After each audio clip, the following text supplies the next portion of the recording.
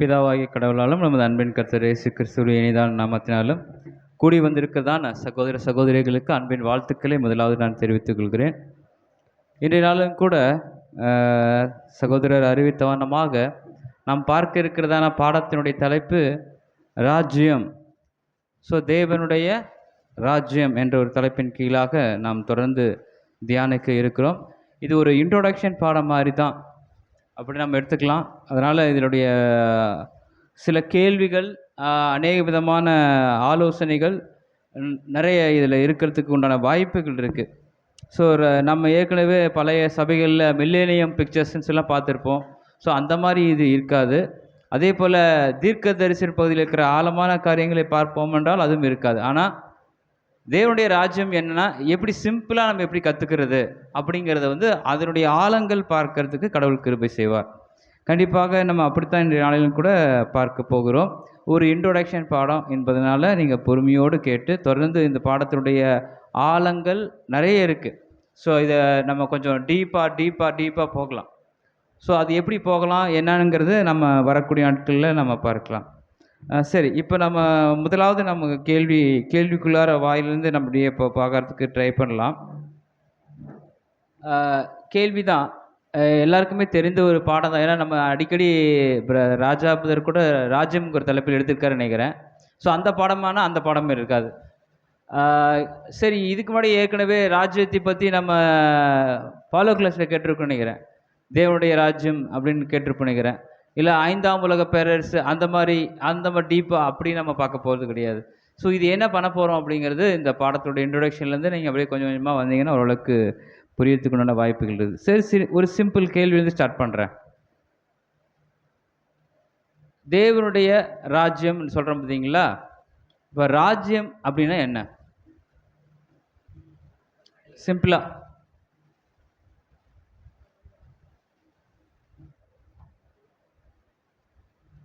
கேள்வி தான் கேட்டேன். ஆன்சரை நீங்கள் தெரிஞ்சால் சொல்லலாம், இல்லை மனசுக்குள்ள வச்சுக்கலாம். ராஜ்யம்னா என்ன?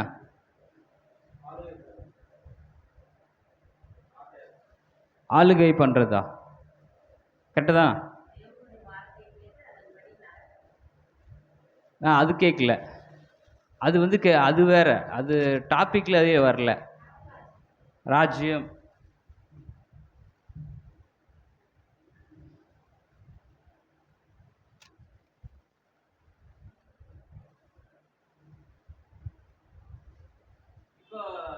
சிம்பிளாக ஒரு கேள்வி கேட்குறேன். நீங்கள் பழைய ஏற்பாடு யாரெல்லாம் நல்லா டீப்பாக படிச்சிருந்தீங்கன்னா அந்த ராஜாவின் நாட்களிலே அவர் ராஜ்யபாரம் பண்ணினார். அப்படின்னு என்ன பண்ணார்? அங்கே தான் பாயிண்ட் இருக்கு. என்ன பாயிண்ட் அப்படின்னா, ராஜ்யம் என்றால் ஜனங்களை ஆளுதல்.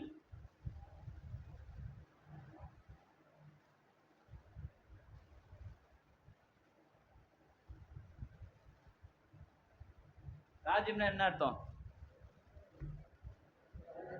இப்பதானே சொன்னேன். ராஜ்யம்னா என்ன அர்த்தம்? ஜனங்களை ஒருத்தர் ஆளுகை பண்ணுவார். அது யாரு? நான் இப்போ பாடத்துக்குள்ளார போகவே இல்லை. ஒரு சிம்பிளா ராஜ்யம்னா என்ன? ஜனங்களை ஆளுகை பண்ணா அவர் ராஜ்யபாரம் பண்ணினார். தாவீது ராஜ்யபாரம் பண்ணினார். அந்த காலத்துல ராஜாக்கள் இவர் எரோபியாம் இவரெல்லாம் ராஜ்யம் பண்ணார் அப்படின்னு சொல்கிறோமா இல்லைங்களா? அப்போது இந்த ராஜ்யத்தில் யார் ஆளுகை பண்ணுவாங்கன்னா ராஜா. நம்ம பைபிளுக்குள்ள பார்த்தா இது ஆளுகை பண்ணக்கூடியவர் யாரு?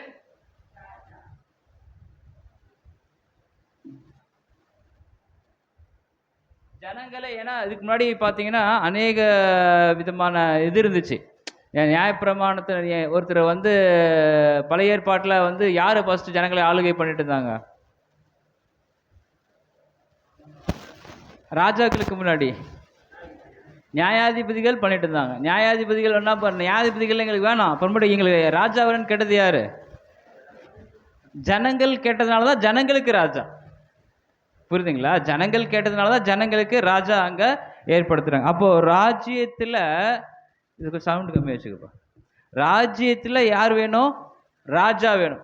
ராஜா வந்து ஆளுகை பண்ணி ராஜ்யபாரம் பண்ணாதான் அதுக்கு பேர் என்ன பேரு? ராஜ்யம். அது யார் ஆளுகை பண்றாங்கிறத பொறுத்து தான் அது தேவனுடைய ராஜ்யமா மனிதனுடைய ராஜ்யமா அப்படிங்கிறது மாறுபடும். சரிங்களா? ஏன்னா நம்ம நிறைய ராஜாக்கள் நம்ம பார்த்துருக்கோம். நிறைய ராஜாக்கள் ராஜ்யங்கள்லாம் நம்ம 5 உலக பேரரசு ராஜ்யங்கள், மேதோ பெர்ஷியா, அதெல்லாம் நம்ம நிறைய இந்த மாதிரி டீட்டெயிலாக அந்த இப்போ பெரிய பொற்சிலையிலேருந்து நம்ம நேபுகாத்து நேச்சார்லேருந்து அப்படியே பார்த்து நம்ம எல்லாமே பார்த்து நம்ம ஓரளவுக்கு அந்த டீட்டெயில் ஸ்டடிலாம் நமக்கு தேவையில்லை இப்போ. ஏன்னா நம்ம பார்க்குறது மெயினான விஷயம் என்ன அப்படின்னா, ராஜ்யம் அப்படிங்கிற ஒரு விஷயத்துக்குள்ளே நம்ம கொஞ்சம் கடந்து போகும்போது ஒரு வசனம் நம்ம வாசிக்கலாம் பாருங்க. ரோமர் 14ஆம் அதிகாரம் 17வது வசனத்தை நீங்க வாசிக்கலாம். தேவனுடைய ராஜ்யம். பொறுமை. இப்ப பாருங்க, இப்ப நம்ம எங்க போறோம்? தேவனுடைய ராஜ்யம். தேவனுடைய ராஜ்யத்துக்கு போயிட்டு இப்போ நம்ம நார்மலாக ஒரு பீப்புளை வச்சு பார்க்கல, ஒரு ராஜா ஆளுடைய விஷயங்களை பார்க்கல, தேவனுடைய ராஜ்யத்தை பற்றி போகிறோம். தேவனுடைய ராஜ்யம் புசிப்பும் குடிப்பும் அல்ல. என்ன இல்லை? இப்போ நம்ம இன்றைக்கு நம்ம ஜனங்களுக்கு என்ன முக்கியமாக தேவை? ஆகாரம். ஆகாரத்தில் மெயினாக இருக்கிறது தண்ணி, சாப்பாடு. இது ரெண்டும் இல்லைன்னா இல்லை. இன்னைக்கு அதுக்கு தானே போராடுறோம். நம்ம வாழ்றது எதுக்குங்க? இப்போ ஜனங்கள் வந்து பசினால் இருந்தால் செத்து போயிடுவாங்க இல்லைங்களா? பசினால் வந்தால் செத்துருவாங்க. அப்போ என்ன முக்கியமான ஒரு விஷயமா இருக்குது? ஒரு மனுஷன் வந்து வாழ்கிறதுக்காக என்ன பண்ணணும்? தண்ணீர் குடிக்கணும், சாப்பாடு சாப்பிட்ணும். கண்டிப்பாக இல்லைங்களா? அதுக்கு தான் சம்பாதிக்கிறான். இவ்வளோ வேலை தண்ணீர் சாப்பாடு நம்மளுக்கு தேவையில்லை, நம்ம பாடி வந்து நார்மலாகவே இருக்கும், எந்த ப்ராப்ளம் இல்லை அப்படின்னா சாப்பாடு யாரும் சம்பாதிப்பாங்களா? யாருமே சம்பாதிக்க மாட்டாங்க. அப்போது ராஜ்யத்தில் ராஜா வந்து என்ன பண்ணுவார்னா, ஒரு டீட்டெயில் அங்கே படிக்கும்போது தேவனுடைய ராஜ்யம் என்னவா இல்லை?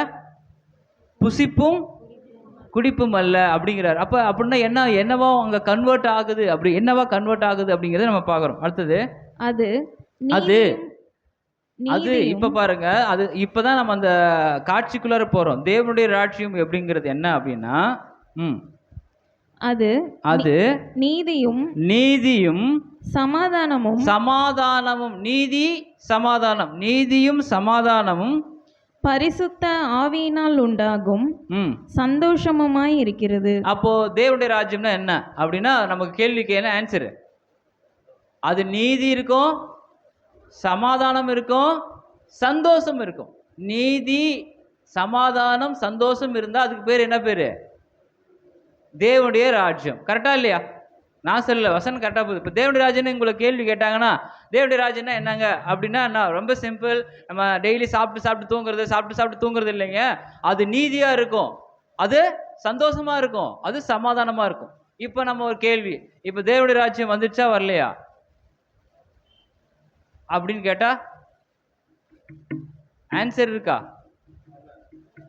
இன்ட்ரோடக்ஷன் தான் நம்ம கிளாஸ். நீங்கள் பேசலாம், எனக்கு கேள்வி கூட கேட்கலாம். இன்ட்ரோடக்ஷன் கிளாஸ் தான் இது, அதனால் நீங்கள் இது முடிக்கல. சரி, இன்னொரு வசனத்துக்குள்ள நம்ம போகலாம். ஏசாயா 11ஆம் அதிகாரம் 17வது வசனத்தை பார்க்கலாம். பாருங்க, தேவனுடைய ராஜ்யம் எப்படி இருக்கும் அப்படிங்கிறது ஒரு சிம்பிள் ஒரு காட்சிப்படலாம். ஏசாயா 11:17 இல்லையா? சரி, இது இருக்கா பாருங்க. என் பரிசுத்த பர்வதம் எங்கும் தீங்கு செய்வாரும் இல்லை அப்படி இருக்குதா பாருங்க. என் பரிசுத்த பர்வதம் 9. வாசிங்க. ஏசாயா 9:17. 11:9. என் பரிசுத்த பர்வதம் எங்கும், என் பரிசுத்த பர்வதம் எங்கும். பரிசுத்த பர்வதம், பர்வதம்னா நம்ம மலைன்னு தான் சொல்லுவோம். பரிசுத்த பர்வதம் எங்கும் தீங்கு செய்வாரும் இல்லை, கேடு செய்வாரும் இல்லை. சமுத்திரம் ஜலத்தினால் நிறைந்திருக்கிறது போல் பூமி கர்த்தரை அறிகிற அறிவினால் நிறைந்திருக்கும். இது இது இது எந்த காட்சி படலாம்? தேவனுடைய ராஜ்யத்தில் இருக்கக்கூடிய ஒரு காட்சி பொருள். தேவனுடைய ராஜ்யத்தில் என்ன இருக்காது? தீங்கு இருக்காது, கேடு இருக்காது. எல்லாருக்கும் போய் கடவுளை பற்றி நீங்கள் அறிஞ்சுக்கன்னு சொல்ல வேண்டிய அவசியம் அங்கே இல்லை. கரெக்டாக இல்லைங்க? அதுதான் தேவனுடைய அங்கே ராஜ்யம் என்று நாம் பார்க்குறோம். இதெல்லாம் ஏற்கனவே புதர் எங்களுக்கு தெரியுமே புதர் அப்படின்னு நீங்கள் நினைக்கலாம். ஆனால் அதில் இருக்கிற ஆழங்கள் நம்ம உள்ளே போக போக உங்களுக்கு விளங்கும். எசேக்கியேல் 34ஆம் அதிகாரம் 25வது வசனத்தை நாம் வாசிக்கலாம். இதெல்லாம் நீங்கள் கொஞ்சம் இதெல்லாம் ஏன் சொல்கிறேன் அப்படின்னா, இதெல்லாம் நம்ம தெரிஞ்சுக்கிட்டு தான் பாடத்துக்குள்ளார போகணும். நான் அவர்களோடு சமாதான உடன்படிக்கை செய்து நான் அவர்களோடு சமாதான உடன்படிக்கை செய்து துஷ்ட மிருகங்களை தேசத்தில் இராதபடிக்கு ஒழிய பண்ணுவேன். என்ன இல்லை இருக்காது அங்க அந்த ராஜ்யத்துல பாருங்க, நான் அவர்களோடு சமாதான உடன்படிக்கை செய்து துஷ்ட மிருகங்களை தேசத்தில் இராதபடிக்கே ஒழிய பண்ணுவேன்ங்கிறாரு. அப்போ என்ன ஒரு விஷயம்னா, துஷ்ட மிருகங்கள்லாம் நீங்க நிறைய இருக்குங்களா இல்லைங்களா காட்டுல, அந்த மாதிரிலாம் அங்கே இருக்காது அப்படிங்கிறது ஒரு ஒரு எக்ஸாம்பிளுக்கு நம்ம அங்கே பார்க்கணும். துஷ்ட மிருகங்கிறது லிட்டரலாகவும் எடுத்துக்கலாம். அதே மாதிரி இன்னொரு விஷயம் இருக்கு. ஓசியா 2ஆம் அதிகாரம் 18ஆம் வசனத்தில் கூட நீங்கள் பாருங்க, அங்கே ஒரு 3 விஷயம் அங்கே போடப்பட்டிருக்குது நாங்கள் பார்க்குறோம். ஓசியா 2ஆம் அதிகாரம் 18வது வசனம். அக்காலத்தில் நான் அவர்களுக்காக காட்டு மிருகங்களோடும் ஆகாயத்து பறவைகளோடும் பூமியிலே ஊறும் பிராணிகளோடும் ஒரு உடன்படிக்கை பண்ணி வில்லையும் பட்டயத்தையும் யுத்தத்தையும் தேசத்திலே இராதபடிக்கு முறித்து அவர்களை சுகமாய் படுத்து கொண்டிருக்க பண்ணுவேன். இது ராஜ்யத்தினுடைய அந்த காட்சிகளாக நம்ம அங்கே பார்க்குறோம். அங்கே என்ன இருக்காது அப்படின்னா, இப்போ காட்டு மிருகம், பறவைகள், ஊரும் பிராணிகள், இதை அழிக்கிறதுக்கு என்ன வேணும்? அதை பின்னாடி போட்டிருக்குது. ஒரு காட்டு மிருகம், பறவைகள், ஊரும் பிராணிகளுக்கு என்ன? காட்டு மிருகங்கள் அழிக்க வில்லு, பட்டயம், யுத்தம், சரிங்களா? இதெல்லாம் இருக்கும். இதெல்லாம் இல்லாமல் பண்ணுறதுக்கு என்ன பண்ண போறாரு?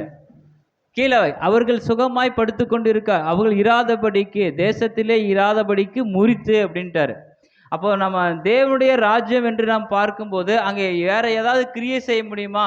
ஒரு யுத்தம் இருக்குமா? அங்கே தீங்கு இருக்குமா? அங்கே நிறைய விதமான விஷயங்கள் நம்ம பார்க்கும்போது ஏகப்பட்ட டீட்டெயிலான வசனம் நிறைய இருக்கு, ஏகப்பட்டது இருக்கு. ஆனால் அங்கே என்ன பண்ண முடியாது? இதெல்லாம் ஒளிய பண்ணுவேன் அப்படின்ட்டார். ஸோ அதெல்லாம் ஃபியூச்சர், இது ஃபியூச்சர் விசனில் நம்ம அங்கே பார்க்குறோம்.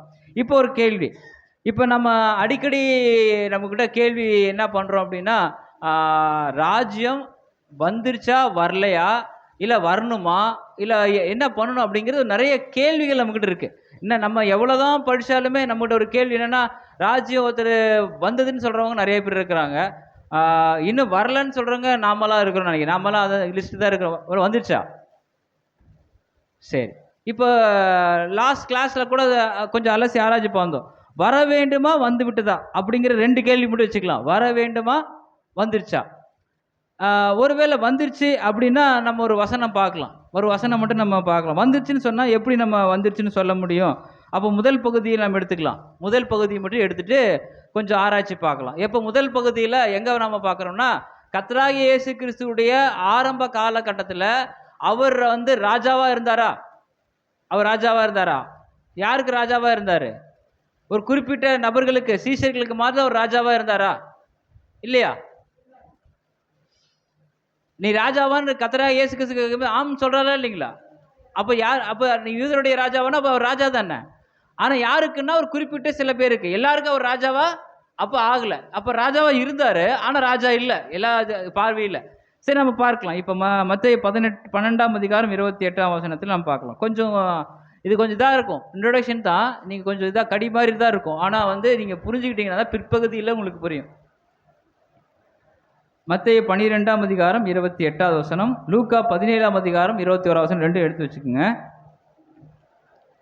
நான் தேவனுடைய ஆவியினாலே. இப்போ இங்க யார் பேசுறதுன்னா கர்த்தராகிய இயேசு கிறிஸ்து பேசுறாரு. என்ன பேசுறாரு அப்படின்னா, நான் தேவனுடைய ஆவியினாலே. யாருடைய ஆவியினாலே? பிதாவாகிய கடவுளுடைய ஆவியினாலே, தேவனுடைய ஆவியினாலே பிசாசுகளை துரத்துகிறபடியால் தேவனுடைய ராஜ்யம் உங்களிடத்தில் வந்திருக்கிறதே. இப்ப தேவனுடைய ராஜ்யம் வந்துச்சா வரலையா? கேள்விதான் நம்ம புரிஞ்சுக்கிறோம். இப்ப பாடத்தினுடைய கேள்வி என்ன? தேவனுடைய ராஜ்யம் சப்ஜெக்ட். தேவனுடைய ராஜ்யம் வரலங்கிற வகுப்பாரா நம்ம ஒருவரா இல்லையா? நம்ம வந்துருச்சுன்னு சொல்ற வகுப்பாரா, வரலன்னு சொல்ற வகுப்பாரா? வரலன்னு சொல்ற வகுப்பார் தான் கரெக்டா இல்லையா? நம்ம அந்த வகுப்பார் தான். இல்லை வேற ஏதாவது தெரியாம வச்சிருக்கீங்களா? 1874 வச்சுக்கிறீங்களா? 79 வச்சுக்கிறீங்களா? 1914 வச்சுக்கிறீங்களா? அந்த மாதிரி நான் இல்லை. அவர் இன்னும் வரல, அவர் வரணும். ரைட். இப்போ தேவனுடைய ராஜ்யம் உங்களிடத்தில் வந்திருக்கிறதேங்கிறாரு. எப்படி தேவனுடைய ராஜ்யம் உங்களிடத்தில் வந்துருச்சு? கேள்விதான். இது ஒரு இன்ட்ரோடக்ஷன் தான். நீங்கள் கேள்வி பார்க்குறோம். இப்போ ஒரு ஒரு விஷன் அங்கே நீங்கள் பாருங்கள்.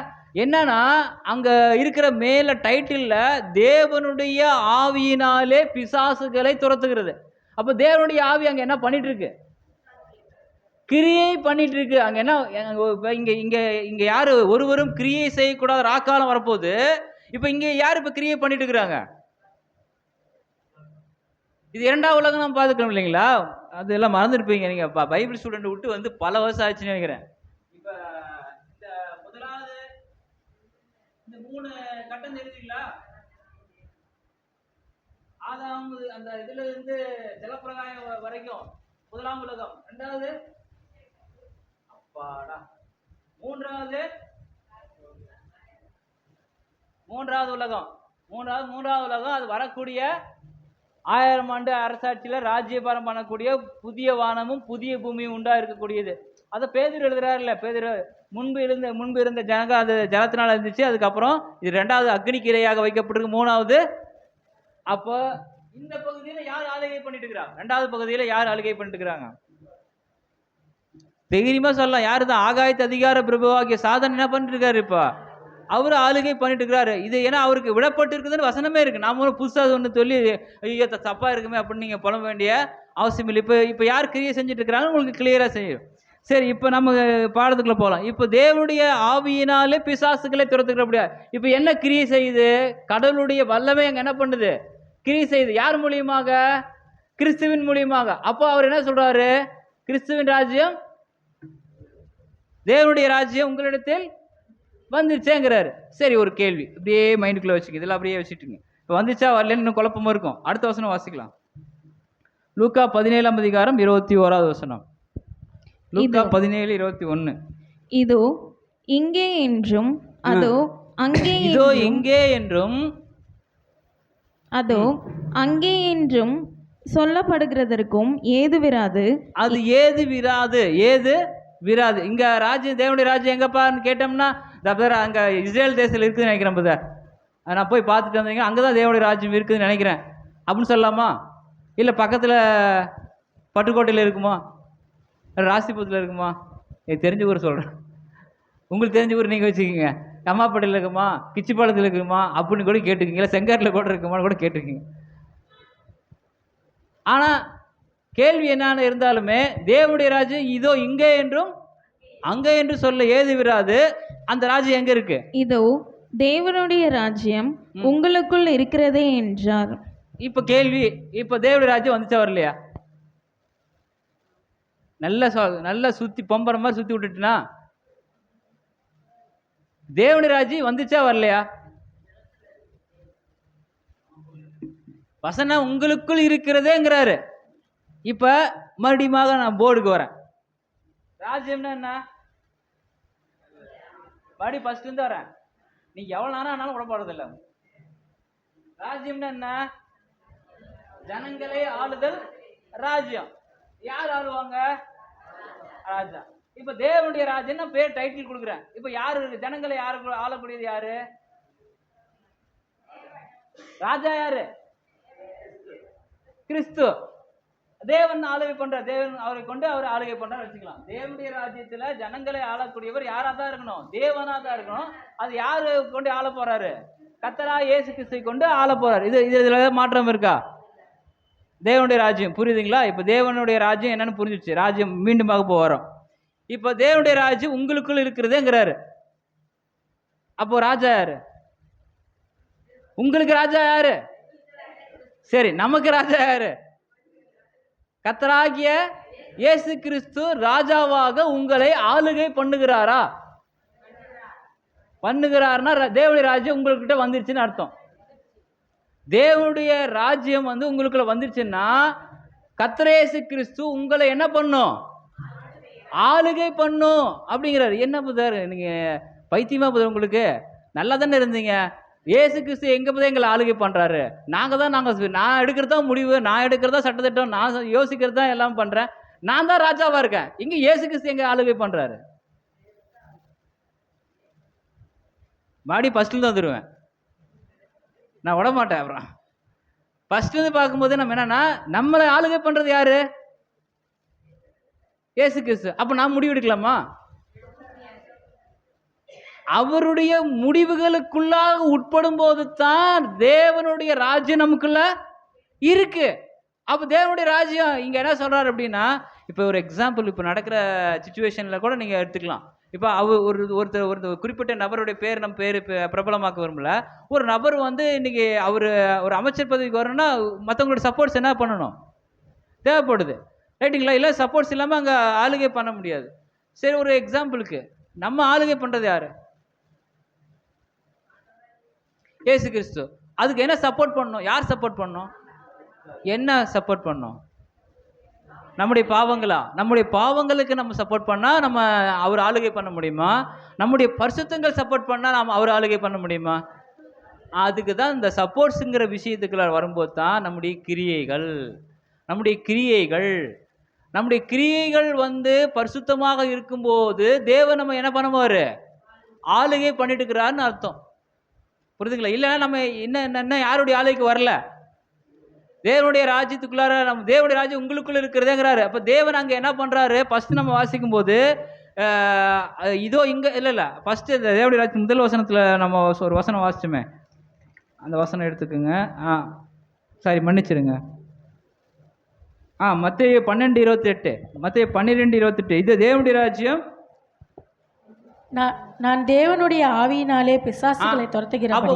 இப்ப தேவனுடைய ஆவியினாலே பிசாசுகளை துரத்து. அப்ப கிரியைகள் என்ன செய்யுது? கிறிஸ்து மூலியமாக கிரியைகள் செய்தா இல்லைங்களா? அப்ப தேவன் நம்மளுடைய இருதயத்துல இருக்கிற ராஜாவாகிய கிறிஸ்து நம்மோடு இருந்து ஆளுகை செய்யணும். அவர் கிரியைகள் அங்க இருக்கணும். அந்த கிரியைகள் எப்படிப்பட்ட கிரியைகளா இருந்தாதான் தேவன் நம்ம என்ன பண்ண முடியும்? நம்மள கிறிஸ்து மூலியமாக ஆளுகை பண்ண முடியும். இல்லைன்னா நோ சப்போர்ட், நிற்க வேண்டியதான் நிர்கதியாக. அப்போ நம்முடைய ராஜா ஹீரோ யாரு அப்படின்னா, தேவனுடைய ராஜ்யத்தில் இருக்கக்கூடிய ஹீரோ யாரு அப்படின்னா கிறிஸ்து.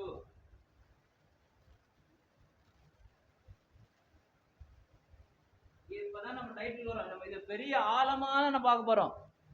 வரக்கூடிய ராஜ்யம் எப்படி இருக்கும், இப்ப ராஜ்யம் என்னவா இருக்குதுதான் இன்னைக்கு பாக்குறோம். நம்ம வரக்கூடிய ராஜ்யங்கள் என்ன, தீர்க்க தரிசன பகுதியில் இருக்கக்கூடிய சொல்லப்பட்ட ராஜ்யங்களுடைய தன்மைகள் என்ன, ஃபியூச்சர்ல யாரெல்லாம் அங்க இருப்பாங்க, நம்ம அந்த விஷயம் டீட்டெயிலா ஃபுல்லா பார்க்க போறோம். ஒரு இன்ட்ரடக்ஷன்ல நம்ம பாக்குறதுன்னா, இந்த ராஜ்யத்துல ஜனங்களை ஆளக்கூடிய ராஜா கடவுள் தான், தேவன் தான் நம்ம பார்க்கிறோம். அப்ப அந்த தேவனுடைய குமாரனாகிய கிறிஸ்து நமக்கு என்னவா இருக்கிறாரு? ஹீரோவா இருக்கிறாரு. அவரை வந்து இப்போ உங்க இடத்துல என்னவா இருக்காரு? அதான் கேள்வி. இப்ப தேவனுடைய ராஜ்யம் உங்களுக்குள்ள இருக்கிறது வசனம் சொல்லி போட்டிருக்கா இல்லைங்களா? இப்ப கிறிஸ்து உங்க இடத்துல என்னவா இருக்காரு? கிறிஸ்து என்னவா இருக்காரு? ராஜாவா இருந்தாருன்னா அவர் வளர்ந்து ராஜ்யபாரம் பண்றதுக்கு ஒரு குறிப்பிட்ட வயது அடைஞ்சிட்டு அர்த்தம்.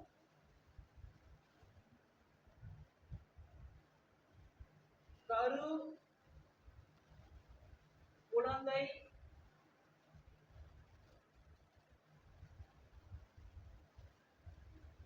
பருவம்.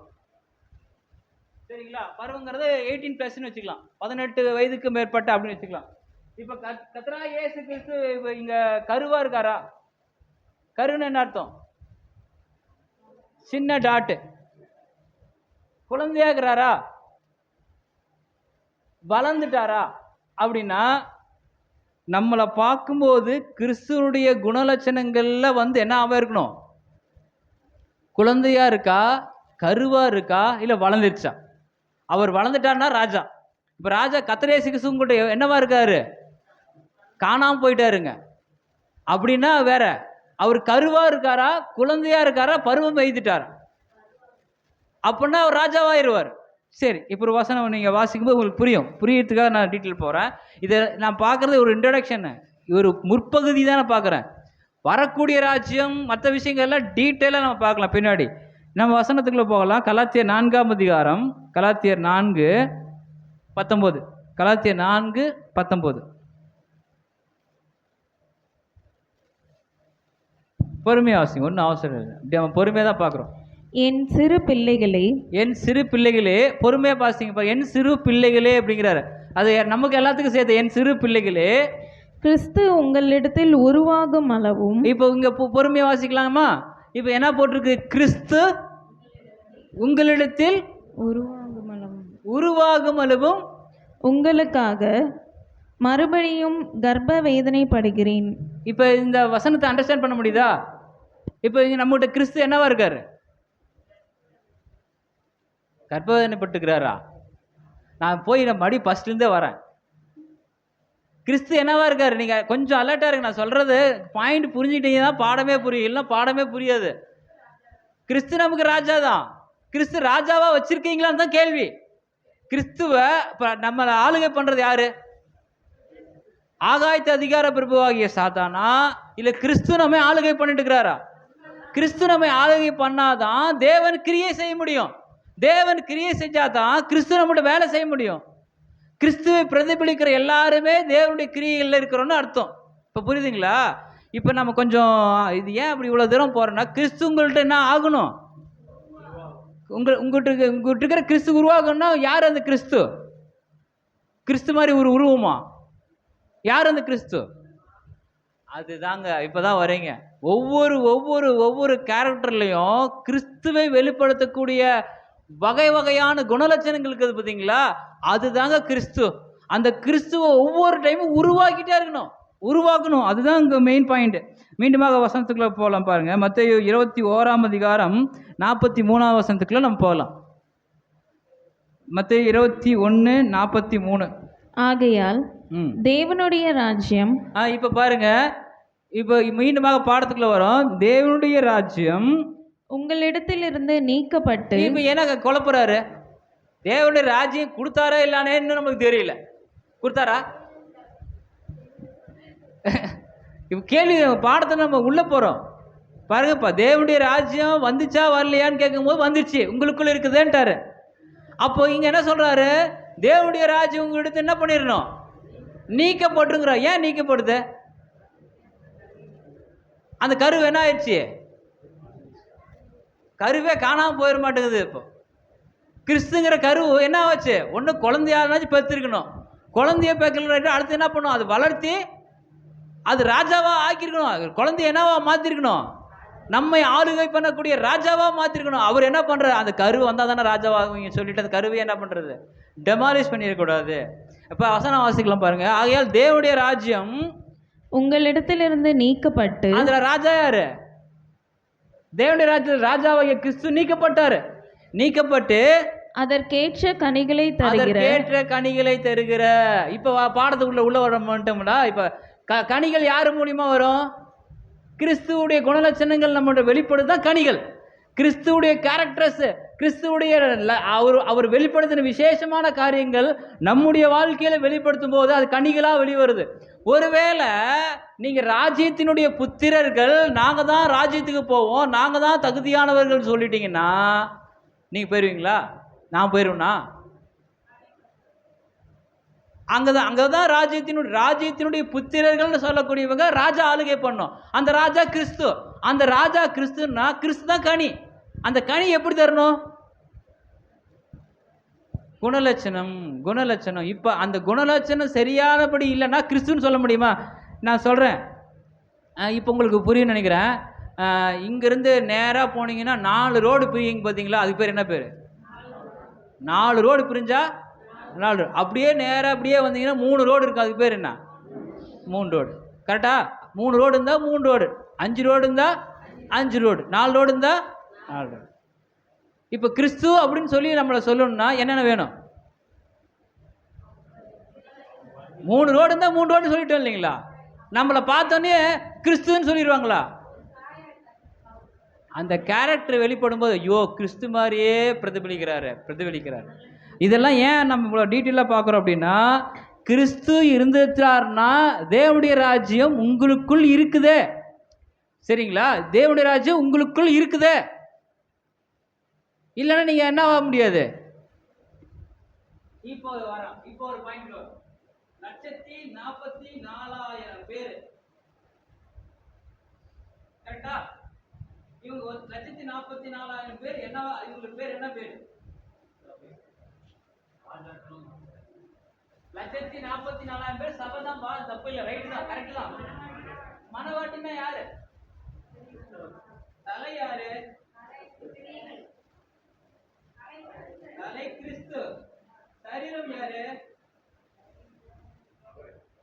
சரீரமும் கிறிஸ்து தான். ரெண்டு சேர்ந்ததான் கிறிஸ்து. தலை பிரதான தலை. இப்போ உங்களுக்கு கரண்ட் அஃபேர்ஸ் சொல்றேன். மந்திரிமார்கள் எத்தனை பேர்? இப்ப மந்திரிமார்கள் எத்தனை பேர் தான் ஆட்சி அமைக்கலாம்? முதல் மந்திரி பேர் தான் முதலமைச்சர். Minister, prime minister, chief minister. Minister 110 minister இருந்தா அதுல முதலாவது ஒரு மினிஸ்டர் சீஃபா இருக்கிறது தான் சீஃப் மினிஸ்டர். கிறிஸ்துக்கள் சரீரமாகிய 144,000 கிறிஸ்துக்கு தலைதான் யாரு? இயேசு கிறிஸ்து. முதற் பேரானவராகிய சர்வ சங்கமாகிய சபையின் இடத்துக்கு கூடிய முதற் பேரானவராகிய சர்வ. அப்ப நாமளும் யாரு?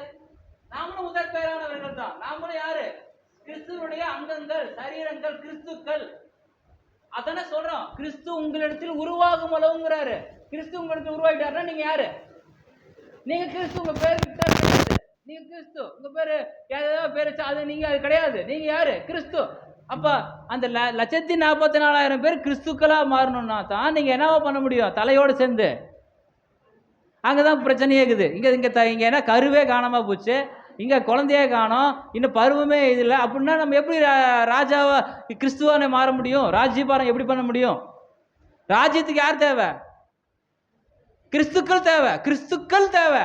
கிறிஸ்து ரெடியாக்குறாரு. தலை ரெடி ஆயிட்டாரு. ஆனா இங்க கிறிஸ்துக்கள் ரெடி ஆயிட்டே இருக்கிறோம். அது என்ன ஸ்டேஜ் தான் நம்ம கண்டுபிடிக்கணும். அப்ப அந்த ஸ்டேஜ் கண்டுபிடிச்சா அப்ப அதான் சொல்றோம், அதற்கேற்ற கனிகளை தெரிய ஜனங்களுக்கு. இப்போ ஒருவேளை அது தரல, பார்க்கும்போது கருவையும் காணும், குழந்தையும் காணும், பருவமும் இதில் அப்படின்னா யார் அந்த அது எங்க போவோம்? அந்த ராஜ்யம். அந்த கிறிஸ்து யார் நல்லா கனி கொடுக்க தயாராகிறாங்களோ அந்த ராஜ்யத்தை எடுத்து எங்க போய் கொடுத்துருவாரு? அதற்கேற்ற கனிகளை தருகிற இன்னொரு இடத்துல கொடுத்துருவாரு. நம்ம கிட்ட கொடுத்துருக்காரு. நீங்க நம்புறீங்களா? அப்போ ராஜாவா நீங்க கிறிஸ்துவ உருவாக்கலனா இதை பிடிங்க யார்கிட்ட கொடுத்துருவாரு? யார் கனி கொடுக்குறாங்களோ அவங்களுக்கு கொடுத்துருவாரு. நமக்கு தேவையா? நான் சொல்றது இது சிம்பிளா நினைச்சுக்காதீங்க. நாம ஒருவேளை ராஜ்யத்தின் புத்திரர்ப்பா அப்படின்னு நீங்க வேணா ஸ்காலர் தூக்கிக்கலாம். ஆனா கனி கொடுக்கலன்னா நீங்க இந்த ராஜ்யம் பிடுங்க அப்படி யாருக்கு கொடுத்துருவாரு? இப்ப இந்த ராஜ்யத்தினுடைய தன்மைகள் உங்களுக்கு புரியுதா? இப்ப ராஜ்யபாரம் யார் பண்ணிட்டு இருக்கிறாங்க? நம்ம கிட்ட எங்க பண்ணிட்டு இருக்கிறாரு? இருதயத்துல. ஏன்னா நீங்களே தேவனுடைய ஆலயமா இருக்கிற இந்த ஆலயத்துல யார் ராஜாவா இருக்கிறாரு? கிறிஸ்து ராஜாவா இருக்கிறார். யார் ஆளுகை பண்ணிட்டு இருக்கிறார்? தேவன். அங்க நம்முடைய கிறிஸ்து மூலியமாக நம்ம என்ன பண்ணிட்டு இருக்கிறாரு? அப்ப நமக்குள்ள யாரை வளர்த்து கொண்டிருக்கிறாரு? கிறிஸ்துவ வளர்த்து கொண்டிருக்கிறாரு. கிறிஸ்து வளர்னா நீங்க யாருடைய புத்திரர் இல்ல, தேவனுடைய புத்திரர் அல்ல. முதற் பேரானவர்களுடைய சர்வ சங்கம் இல்ல, நீங்க ஆக முடியாது. அப்படிங்கிறது அங்க வியூ பாயிண்ட்டை நம்ம எடுக்கிறோம். என்ன புதர், ஏதாவது புரியுதுங்களா? தேவனுடைய ராஜ்யம்ங்கிறோடைய முதல் பகுதி. நம்ம இன்னும் பிற்பகுதிக்குலாம் போகல, முதற் பகுதியில் இன்ட்ரோடக்ஷன்ல நிற்கிறோம் நம்ம. சரி, அடுத்து நம்ம வைக்கலாம். தேவனுடைய ராஜ்யம்ங்கிறது என்ன அப்படின்னு சொல்லி பார்க்கும்போது நம்மளுக்கு ஏற்கனவே தேவனுடைய ராஜ்யத்தில் என்னென்ன இருக்கும் அப்படின்னா, வரக்கூடிய தேவனுடைய ராஜ்யத்தில் அழியாமை, சாகாமை, அப்புறம் நித்திய ஜீவன், நிறையா டீட்டெயிலாக நம்மளுக்கு ஏற்கனவே தெரிஞ்சனால அதை விட்டுறோம். இதெல்லாம் நீங்கள் ஞாபகம் வச்சுங்க. அப்போ இந்த கனிகளை தருகிற ஆயத்தம் இல்லாதவர்களை என்ன பண்ணிடுறாரு? அவர் புத்தி இல்லாத கனிகள் லிஸ்டில் கொண்டு வந்துடுறாரு. ஆயத்தமாக இருக்கிறவங்க தான் கனிக்கு தரக்கூடியவங்க. அவங்க தான் தேவனுடைய புத்திரர்கள், கிறிஸ்துக்களாக எடுத்துக்கிறார். அவங்களுக்கு ராஜ்யம் வந்துச்சா வரலையா? ராஜ்யம் வந்துச்சு. நமக்கு வந்துச்சா வரலையா? வந்துச்சா? வரலாம் கூட இழுத்து பிடிக்கணும். குழந்தைய கருவை சாப்பாடு ஊட்டி அந்த கருவை குழந்தையா மாக்கி, கருவை என்ன பண்ணும்? குழந்தையா மாற்றி குழந்தைய என்ன பண்ணும்? சாப்பாடு புஸ்தியை போட்டு வளர்த்திடணும். வளர்த்தா தான் கிறிஸ்துவன்னு காட்டணும். நீங்கள் கொண்டு போய் கடவுள்கிட்ட யாரை காட்டணும்? நீங்கள் கொடுத்த கிறிஸ்து பாருங்க வளர்த்திட்டேன் அப்படின்னு காட்டணும். சரி, இது கொஞ்சம் டிஃபிகல்ட்டு தான். இப்போ பார்க்கலாம். யோவான் 3ஆம் அதிகாரம் 3ஆம் வசனம் நீங்கள் வாசிக்கலாம் பொறுமையா. யோவான் 3:3. இயேசு அவனுக்கு பிரதியுத்தரமாக ஒருவன் மறுபடியும் பிறவாவிட்டால் தேவனுடைய ராஜ்யத்தை காண மாட்டான் என்று மெய்யாகவே மெய்யாகவே உனக்கு சொல்கிறேன் என்றார். இப்போ நீங்க மறுபடியும் பிறந்துட்டீங்களா? இதையும் சொல்ல முடியாது, பதில் சொன்னால் இவன் ஏதாவது சொல்லுவான், இவன்கிட்ட வர யாரவன். இப்போ இயேசு அவனுக்கு பிரதித்திரமாக, ஒருவன் மறுபடியும் பிறவாவிட்டால் தேவனுடைய ராஜ்யத்தை காண மாட்டான்ங்கிறாரு. அப்போ தேவனுடைய ராஜ்யத்தை காண வேண்டும்ங்கிறதுக்கு என்ன பண்ணணும்? மறுபடியும் பிறக்கணும். எப்படி பிறக்கிறது? 2 விதமான பிறப்பு நமக்கு ஏற்கனவே பார்த்துருக்கோம். ஒன்று தண்ணீர் முழுக்கு, இன்னொன்று ஆவியின் முழுக்கு. தண்ணீர் முழுக்கு, ஆவியின் முழுக்கு. தண்ணீர் பிளஸ் ஜலம், தண்ணீர் ஆவியின் முழுக்கு. தண்ணீர் முழுக்கு நம்ம எல்லாம் எடுத்துட்டோமா? எடுத்தாச்சு. எப்போ தண்ணீரில் போய் உடன்படிக்கை பண்ணமோ, ஞானஸ்தானம் எடுத்தோமோ, அன்னைக்கே நமக்கு என்ன பண்ணியாச்சு? ஒரு முழுக்கு நிறைவேற்றிட்டோம். அடுத்த முழுக்குக்கு ரெடி ஆகணும்னா என்ன பண்ணணும்? நீ மறுபடியும் பிறவாவிட்டால் தேவனுடைய ராஜ்யத்தை அந்த மறுபடியும் பிறத்தலுங்கிறது தான் இடைப்பட்ட காலப்பகுதி, ஒரு பெரிய லாங் பீரியட். அந்த லாங் பீரியடில் நாம் எந்த அளவுக்கு கிறிஸ்துவை உருவாக்கி இருக்கிறோங்கிறது தான் அந்த லாங் பீரியட். சரி, இது கொஞ்சம் டீட்டெயிலாக பார்க்கும்போது வழியை தொடர்ந்து நீங்கள் வாசிங்க. கலாத்தியர் 6:15 ஏற்கனவே சொன்ன ஒரு விஷயம்தான். கிறிஸ்து இயேசுக்குள் விருத்த சேதனமும் ஒன்றுமில்லை, கிறிஸ்து இயேசுக்குள் விருத்த சேதனமும் ஒன்றுமில்லை, விருத்த சேதனம் இல்லாமையும் ஒன்றுமில்லை. இது என்னது? நீங்கள் ஒரு வேளை விருத்த சேதனம் பண்ணிக்க, நான் யூதர் மாதிரியே நான் என்ன பண்ணுறேன், மாம்ச நுனித்தோலை வெட்டிக்கிட்டு அப்படின்னு பண்ணிக்கிட்டு கிறிஸ்துடைய கேரக்டர் இல்லைன்னா ஒன்றும் இல்லை அப்படிங்கிறது தான் அங்கே இப்போ புலப்படுறாரு. விருத்த சேதனம் ஒன்றுமில்லை, விருத்த சேதனம் இல்லாமையும் ஒன்றுமில்லை, புது சிருஷ்டியே காரியம். அப்போ நீங்கள் என்னவா மாற்றிக்கணும்? நம்மளை என்னவா மாற்றிக்கணும்? மறுபடியும் பிறவாவிட்டால். இப்போ அங்கே வருதுங்களா? அதே லிங்க் இங்கே கிடைக்குதா? மறுபடியும் பிறவாவிட்டால்னா நீங்கள் பிறந்த அந்த பிறப்பு அது யாராவா இருக்கணும்? கிறிஸ்துவா தான் இருக்கணும். நம்மளை நாம காட்டக்கூடாது, கிறிஸ்துவா தான் இருக்கணும். அந்த பிறப்பு தான் புது சிருஷ்டி. அந்த புது சிருஷ்டிங்கிறது கரு, கர்த்தர் இயேசு கிறிஸ்துங்கிற கரு. அதெல்லாம் பாடத்தில் நம்ம ஏற்கனவே பார்த்த பாடம் தான். மீண்டுமாக யோவான் 3:5 வந்துடலாம். இயேசு பிரதியுத்தரமாக, ஒருவன் ஜலத்தினாலும் ஆவியினாலும் பிறவாவிட்டால். 2 விஷயம்தான். ஒன்று ஜலம் மற்றும் ஆவியினால் பிறக்க வேண்டும். தேவனுடைய ராஜ்யத்தில் பிரவேசிக்க மாட்டான் என்று மெய்யாகவே மெய்யாகவே உனக்கு சொல்கிறேன். சரி, ஓகே. இது நீங்கள் ஜலம் ஏற்கனவே பிறந்தாச்சு, ஆவியினால் பிறந்தாச்சா? அது நம்ம வரக்கூடிய வகுப்புகளில் இன்னும் டீட்டெயிலாக ஸ்டடியாக பார்க்க போகிறோம். சரிங்களா? அது நம்ம இருக்குது. தீத்து 3:5 தீத்து 3:5.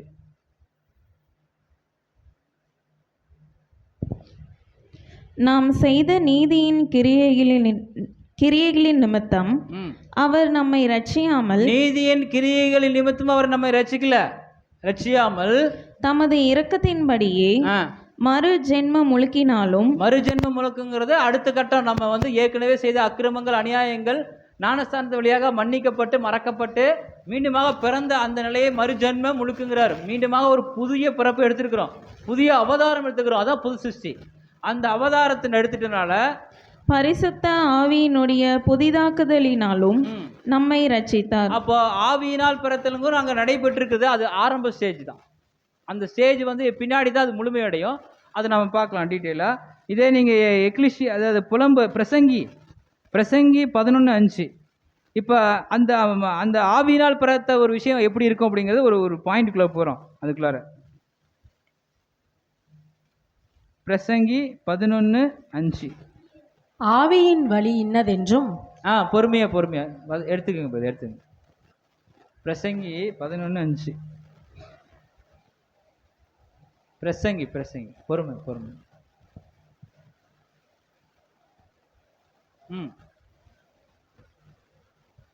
ஆவியின் வழி இன்னதென்றும் கர்ப்பவதியின் வயிற்றில் எலும்புகள் உருவாகும் விதம் இன்னதென்றும் நீ அறிந்திருக்கிறது போலவே எல்லாவற்றையும் செய்கிற தேவனுடைய செயல்களையும் நீ அறிவாய். அப்போ இங்க என்ன வழி இருக்கு? ஆவியின் வழி. ஆவியின் வழியை அறிய முடியுமா? அறிய முடியாதா? அறிய முடியாதுன்னு தான் வசனம் இருக்கு. No identification.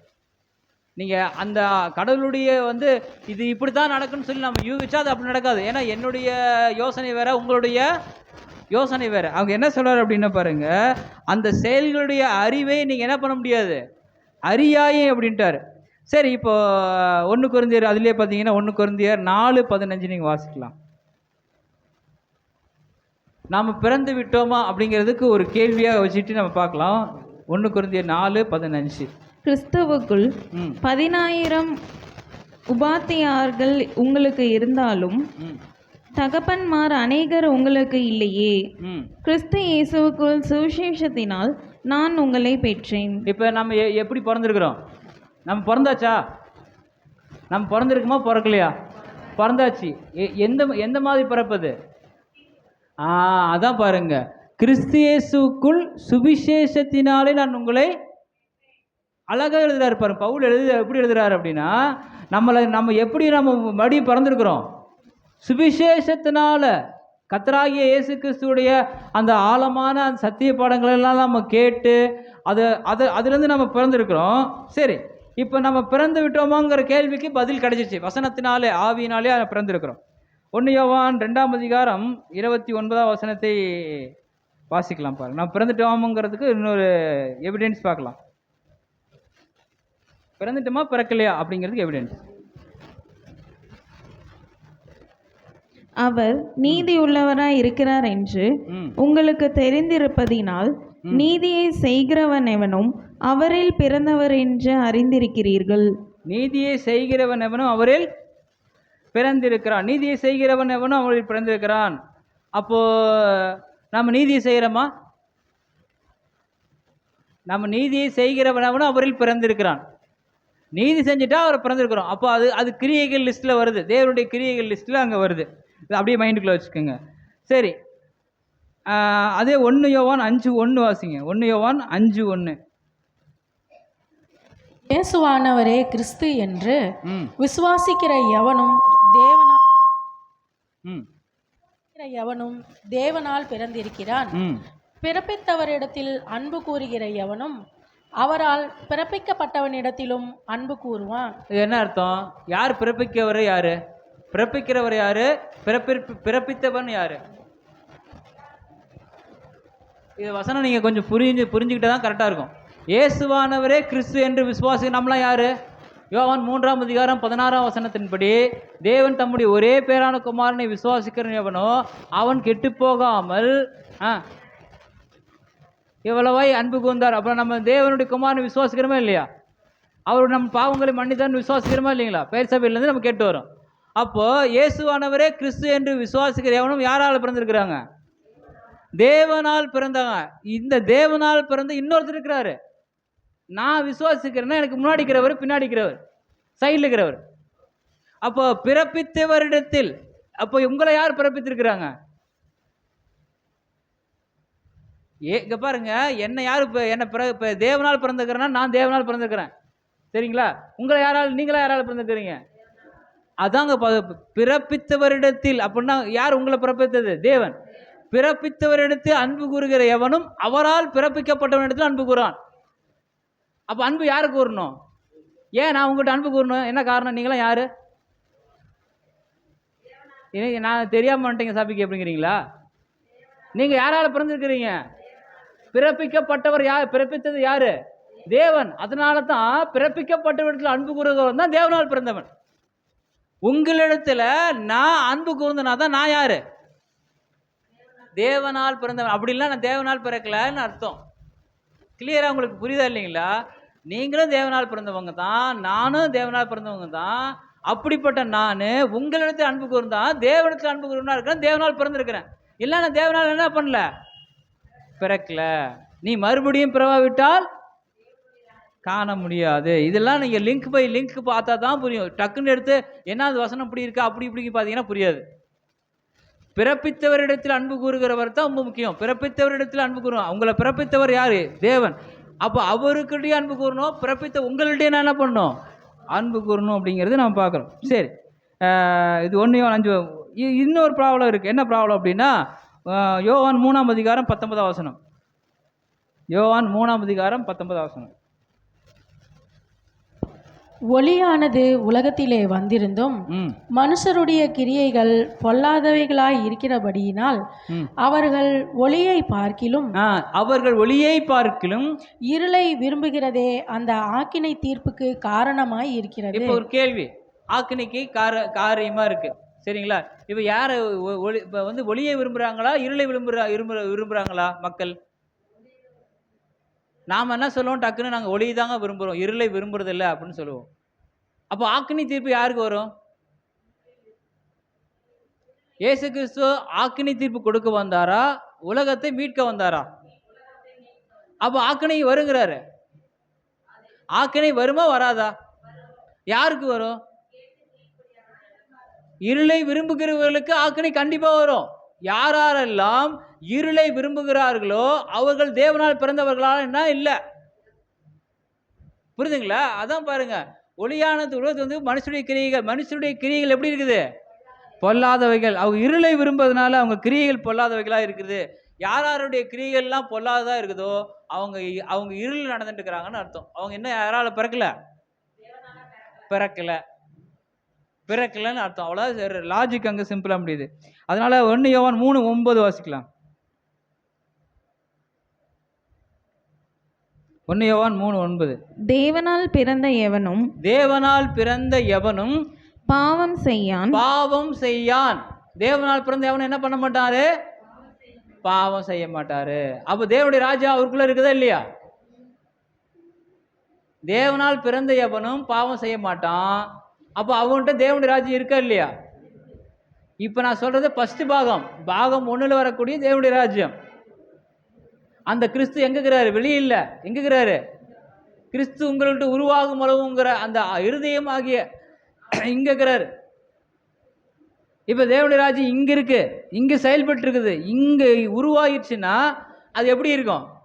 வெளிப்படும். சரி, இந்த வசனம் வாசிச்சிங்களா? தேவனால் பிறந்த எவனும் பாவம் செய்யான், ஏனெனில் அவருடைய வித்து அவனுக்குள் தரித்திருக்கிறது. அவன் தேவனால் பிறந்தபடியினால். அந்த வித்து யாரு? கிறிஸ்து அவனுக்குள் தரித்திருக்கிறது. அவன் தேவனால் பிறந்தபடியா என்ன பண்ண மாட்டாரு? பாவம் செய்ய மாட்டான். அது கர்த்தர் இயேசு கிறிஸ்துவை நம்ம வச்சிருக்கிற அது என்ன ஸ்டேஜுங்கிறத அது கருவா வச்சிருக்கிறோமா, வளர்ச்சி அடைஞ்ச நிலைமையில வச்சிருக்கிறோம், மெச்சூரிட்டியா இருக்கா?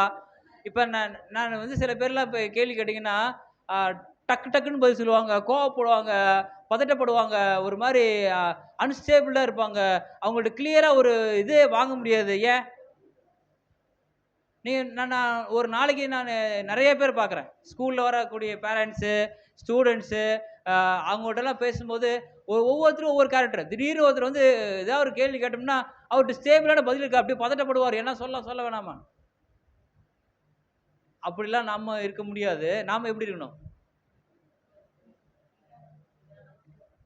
எல்லா ஆங்கிள்லையும் செக் பண்ணிட்டு கரெக்டாக நடக்கிறவங்க தான் யாரு? எல்லா ஆங்கிளுக்குள்ளேயும் போகணும். ஒரு குறிப்பிட்ட ஏங்கல் நடக்கிறவங்க ஜனங்கள். நம்ம அப்படி இல்லை, எல்லா ஆங்கிள்லையும் பழகி பார்த்துட்டு ஒரு குறிப்பிட்ட ஆங்கிள் மட்டும் இல்லாமல் எல்லாற்றுக்கும் ஏற்ற சரியான பதில்களை தெளிவாக பேசக்கூடியவர்கள் தான் கிறிஸ்துவுடையவர்கள். சரி, இது கொஞ்சம் கஷ்டம்தான், இருந்தாலும் அது நம்ம வளர்த்துக்கிட்டா தான் நம்ம யாரு? கிறிஸ்துக்கள். சரி, ஓகே. 1 யோவான் 5:18. 1 யோவான் 5ஆம் அதிகாரம் 18வது வசனம். தேவனால் பிறந்த எவனும் பாவம் செய்யான் என்று அறிந்திருக்கிறோம். தேவனால் பிறந்தவன் தன்னை காக்கிறான். தேவனால் பிறந்தவன் என்ன பண்றாரு? தன்னை காக்கிறான். பொல்லாங்கன் அவனை தொடான். தேவனால் பிறந்தவர்கள் கிறிஸ்துவை நீங்க கரெக்டா உங்களை வளர்த்துட்டீங்க அப்படின்னா உங்களை யார் தொட மாட்டாங்க. பொல்லாங்கன் யாரு? ஏன்னா யாருக்கிட்ட உங்ககிட்ட யார் இருக்கிறாங்க? ஸோ கரெக்டு தான் நீங்கள் சொல்கிறதெல்லாம். தேவனோட குமாரன் இயேசு கிறிஸ்து நீங்கள் வளர்த்துட்டீங்க, அந்த குழந்தைய வளர்த்துட்டீங்கன்னா யார் தொட மாட்டாங்க? பொல்லாங்கன்னு தொட மாட்டார். புரியுது? ஏன்னா யார் இருக்கிறார் நம்மகிட்ட? யார் பாதுகாப்பாக இருக்கிறாரு? ஏன்னா அவர் பார்த்துக்குவார். அந்த ஏற்கனவே கிறிஸ்துவ நீ வளர்த்தி வச்சிருக்கணும். வீட்டுக்கு அடியாள் மாதிரி நமக்கு பாதுகாப்பு யாரை வளர்த்துருக்கணும்? கிறிஸ்து இயேசுவே வளர்த்திருந்தீங்கன்னா யாரும் தொடமாட்டாரு, அங்கே தொடமாட்டாரு. அப்போ நம்ம யார் ஆள வேண்டும்? நம்மளை யார் ஆளணும்? நான் தான் ஆளுவேன். நான் சொல்லத்தான் நீங்கள் கேட்கணும். நான் சொன்னால் நீங்கள் கேட்டு தான் ஆகணும். அப்படி நீங்கள் சொன்னீங்க அப்படின்னா நீங்கள் யாரை பண்ணிட்டு நீங்கள் தான் ஆண்டுகிட்டு இருக்கிறீங்க. நீங்கள் அவங்கள ஆண்டுட்டு இருக்கிறீங்க. அப்போது நீங்கள் சொல்கிற ஒரு விஷயம் வந்து கிறிஸ்துவுடைய கொள்கையின்படி, கற்பனையின்படி, கீழ்ப்படிதலின்படி சரியாக இருந்துச்சுன்னா உங்களை யார் ஆள்றாங்க? அப்போ உங்களை பார்க்குறவங்க, இவர் கரெக்டாக தாங்க பேசுவார், இவர் சொன்ன கரெக்டாக தாங்க இருக்கும், இவர் சொன்ன சரியாக தாங்க இருக்கும் அப்படின்னு சொன்னீங்கன்னா அது யார் பேசுகிறதா அர்த்தம்? அப்போ கிறிஸ்துவ வளர்த்துட்டீங்கன்னு அர்த்தம். இவன் பேச்செல்லாம் கேட்கறதா, என் மனசு கேட்பான் என் பேச்ச அப்படின்னு சொல்லக்கூடாது. அப்போ கிறிஸ்துவ மெச்சூரிட்டியாக நம்ம காமிக்கணும். கிறிஸ்துவை நம்ம காட்டும் போதே அவர் வளர்ந்த கிறிஸ்துவாக காட்டணும். அவரை நம்ம எப்படி காட்டுறங்கிறது தான் நம்முடைய வாழ்க்கையில் தேவனுடைய ராஜ்யத்துக்கு அடித்தளமாக. இங்கேயே நீங்கள் ராஜ்யத்துக்கு உண்டான வாழ்க்கை முறைகளை வாழலைன்னா தேவனுடைய ராஜ்யத்தில் எப்படி பிரவேசிப்பீங்க? நீங்கள் இங்கேயே ரெடி ஆகலைன்னா அந்த ராஜ்யம் எடுத்து யார்கிட்ட கொடுத்துருவாரு? அதற்கேற்ற கனிகளை தருகிற இன்னொரு இடத்துல போய் அந்த ராஜ்யம் என்ன ஆயிரும்? அவங்க ராஜ்யத்துக்கு தயாராகிட்டோம்.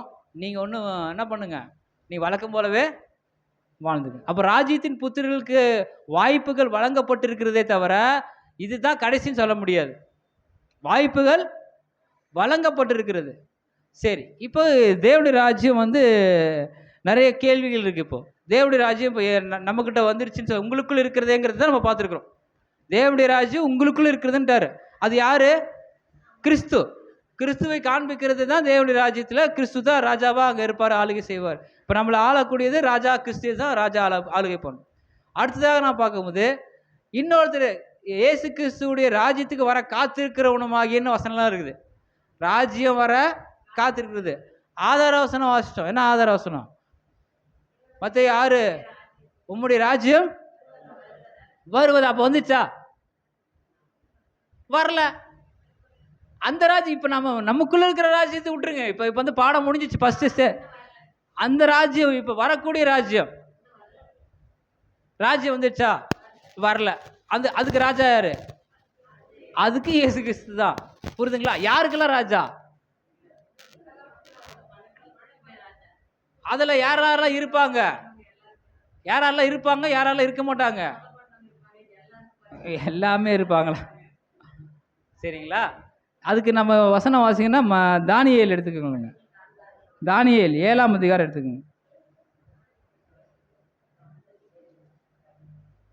44 பக்கம் வாசி.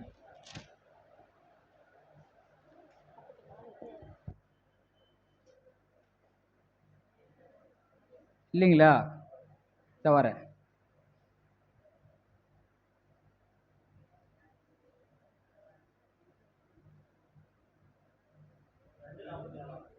2:44. 14 வருஷம்.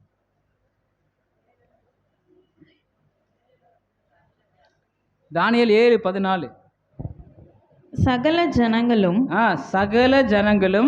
ஜாதியாரும் பாஷைக்காரரும் அவரை சேவிக்கும்படி, அவரையே, அங்கதான் இருக்கு, வேற ஒருத்தர் இல்ல, அவரையே சேவிக்கும்படி அவருக்கு கர்த்தத்துவமும் மகிமையும் ராஜரீகமும் கொடுக்கப்பட்டது.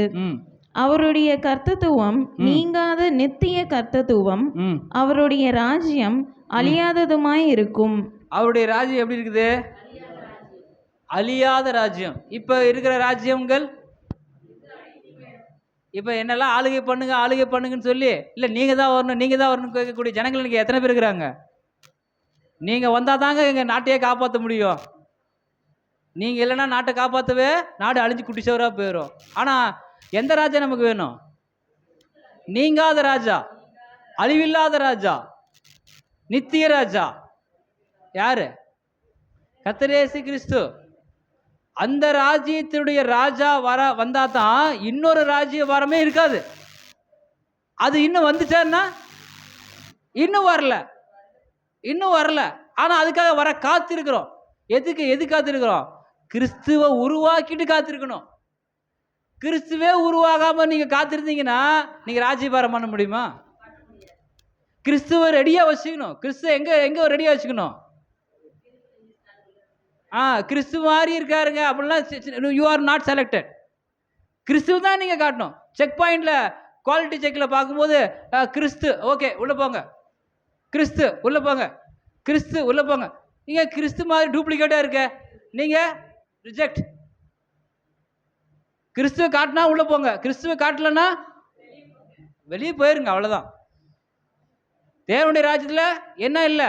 கிறிஸ்துக்களை தவிர வேற யாருக்கும் வாய்ப்பு இல்லை. அப்போ நம்ம என்ன பண்ணணும்? கிறிஸ்து கொடுத்த அந்த கிறிஸ்துங்கிற செடியை வெயிலில் வச்சு கருக்கி போட்டுடலாம். வேண்டாம் வேண்டாம், வளர்த்தர். கிறிஸ்துவை நம்ம என்ன, உங்கள் உருவாகுமலும் கர்ப்பவேதனைப்படுகிறன்னு பவுல் சொல்கிறாரு. அப்போ கிறிஸ்து நமக்காக கர்ப்பவேதனைப்பட்டு இருப்பாரா இல்லையா? ஐயோ, நான் இந்த பசங்கள்லாம் எப்படியாவது ராஜ்யத்தில் பங்கு பெற்றுவாங்கன்னு நான் நம்பிட்டு இருக்கிறேன். இவனுங்க என்னடா இவங்க இஷ்டத்துக்கு வாழ்ந்துட்டு இருக்கிறானுங்க. அப்போ அந்த ராஜ்யம் இன்னும் தானியேல் 2ஆம் அதிகாரம் 44வது வசனம் வாசிச்சு பாருங்க. தானியேல் 2ஆம் அதிகாரம் 44. அந்த ராஜாக்களின் நாட்களிலே பரலோகத்தின் தேவன் என்றென்றைக்கும் அழியாத ஒரு ராஜ்யம். எப்ப பேசினாலுமே அழியாதங்கிற ராஜ்யம் தான் பேசுவாரு. அழிவில்லாத ராஜ்யம், அழியாத ராஜ்யம், நீங்காத ராஜ்யம் பேசுவார். அப்படின்னு என்ன அர்த்தம்? ஒரு ராஜ்யம் அது வந்துருச்சுன்னா அடிமாக இன்னொரு ராஜ்யத்தை நீங்க எதிர்பார்க்க வேண்டிய அவசியம் இல்லை. அதான் ஃபைனல் டெஸ்டினேஷனே அதான். அழியாத ஒரு ராஜ்யத்தை எழும்ப பண்ணுவார். அந்த ராஜ்யம் வேற ஜனங்களுக்கு விடப்படுவது இல்லை. அர்த்தம் கிடையாதுடா, ஒரே ராஜ்யம் தான். அந்த வேற ஜனங்களுக்கு அங்க கூட இடமே இல்லை. ஒரு கல் கையால் பெயர்க்கப்படாமல் போதுச்சு. அது அந்த ராஜ்யம் யாருக்கு இல்லை? வேற ஒன்றும் கிடையாது. வேற ஜனங்களுக்கு விடப்படுவதில்லை. அந்த ராஜ்யம் ராஜா தான் அங்கே ஆளுகை பண்ணுவார் அப்படிங்கிறது. இதே நீங்கள் மத்தேயு 3:2 பாருங்க. அந்த ராஜ்யம் வர காத்திருக்குது, சமீபமா இருக்குதுன்னு நிறைய வசனம் படிக்கிறோம். மனம் திரும்புங்கள். இப்ப நம்ம என்ன பண்ணலாம்? அலர்ட், பி அலர்ட், ரெடி, 1 2 3 கோ. என்ன அர்த்தம்? ஓட்டப்பந்தயத்தில் ரெடியாகிறோம். இப்போ இது வரைக்கும் ஓடலையா? பரவாயில்ல. தேவனுடைய ராஜ்யம் வசனம் வாசிங்க. பரலோக ராஜ்யம் சமீபமா இருக்கிறது. பரலோக ராஜ்யம். இதுக்கப்புறம் என்ன பண்ணலாம்? கிறிஸ்துவ வளர்க்கலாமா, வளர்க்க வேணாமா? வளர்க்கணும். அவரை வளர்த்து கிறிஸ்துவை காமிச்சதான் செக்யூரிட்டி உள்ள விடுவார். இல்லை செக்யூரிட்டி தூக்கி வெளியில போட்டுருவார். அப்போ கிறிஸ்துவை நம்ம வளர்க்க ஆரம்பிச்சிடலாம். அவரை காமிச்சாதான் நம்ம உள்ளே போக முடியுங்கிறது நம்ம மனசில் வச்சுக்கணும். அப்போ கிறிஸ்துவின் ராஜ்யத்துக்கு சமீபத்திருக்கிறது, நாட்கள் இனி செல்லாது அப்படிங்கிறது நம்ம காலங்களை பொறுத்து நம்ம பார்க்குறோம். இது ஒரு இன்ட்ரோடக்ஷன் தான். நான் இப்போ எடுத்துக்கிறது ஒரு ஸ்மால் இன்ட்ரோடக்ஷன். இதனுடைய பிற்பகுதி சமீபம், ராஜ்யத்தினுடைய அந்த ஃப்ளாஷ்பேக்ஸு, ராஜ்யத்தில் இருக்கக்கூடிய ஆசீர்வாதங்கள், தீர்க்க தரிசனம்லாம் நான் பார்க்க போதில்லை. அந்த டாப்பிக்கே போக மாட்டேன். டைமு, காலம், அவகாசம் இதெல்லாம் நான் இப்போ சொல்ல மாட்டேன். இதெல்லாம் சொல்கிறதுக்கு வேறொருக்கு இருக்கிறாங்க. அவங்க டிபார்ட்மெண்ட் வேறு, என் டிபார்ட்மெண்ட் வேறு. நான் என்ன பண்ண போகிறோம்? இந்த காட் கொடுக்கக்கூடிய பிளெஸிங்ஸ்லாம் என்னென்ன, ராஜ்யத்தினுடைய இப்போ ராஜ்யத்துக்கு பாடுபடுதல்னா என்ன, அதனுடைய ஆசீர்வாதங்களுடைய தன்மைகள் எப்படிலாம் கொடுக்க போகிறாரு, அதனுடைய அப்படியே அந்த காட்சி பொருளையே கொஞ்சம் கொஞ்சமாக பார்த்துட்டு அதுக்குள்ளே போகலாம் அப்படிங்கிறது என்னுடைய பிளான். ஸோ பொறுமையோடு கேட்டவங்கள் அனைவரையும் கடவுள் தாமே ஆசீர்வதிப்பாராக. ஆமென்.